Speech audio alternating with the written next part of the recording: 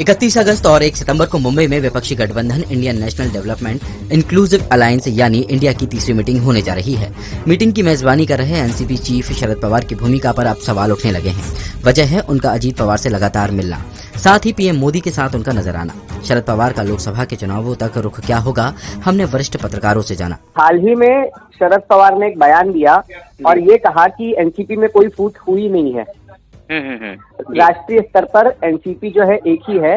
महाराष्ट्र के कुछ नेताओं ने अलग रुख अपनाया है, तो ये उनका लोकतांत्रिक अधिकार है। इस बात में भी जो है इंडिया गठबंधन के जो बाकी के घटक दल हैं उनमें खलबली मचा दी।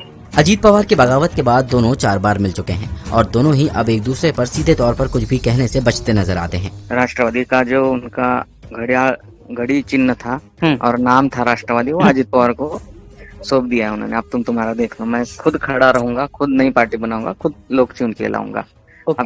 अब इतनी जल्दबाजी में कहाँ से आएंगे लोग? तो आप जयंत नारळीकर को जानते हैं, बड़े साइंटिस्ट है, तात्याराव लहाने को जानते हैं। ये इतने बड़े नाम है कि आप दिल्ली में बैठ के भी इनको वोट करेंगे, मैं गांव में बैठ के भी इनको कहूंगा कि ये सही कैंडिडेट है। तो पवार साहब के पास ऐसे नामों की लिस्ट है जो जिनके लिए वो जाने जाते हैं। शरद पवार एनसीपी का चुनाव चिंतक अजीत पवार को देने का फैसला कर चुके हैं। वो अपनी खुद की नई पार्टी बनाकर चुनाव लड़ सकते हैं।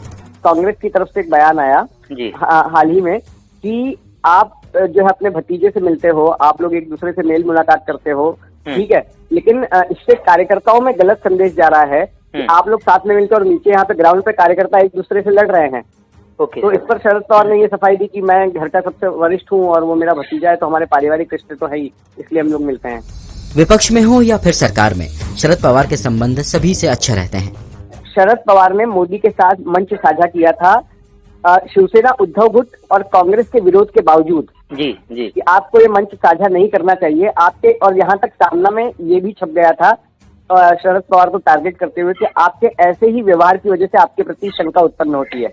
लोकसभा चुनाव से पहले बीजेपी महाराष्ट्र में अपनी जड़ें मजबूत करना चाहती है, इसलिए कहा जा रहा है कि वो शरद पवार को अपने खेमे में लाने की कोशिश में जुटी है। मोदी के साथ में शरद पवार के बहुत अच्छे रिश्ते हैं और मोदी तो खुलकर ऐलान कर चुके हैं कि शरद पवार उनके राजनीतिक गुरु रहे हैं।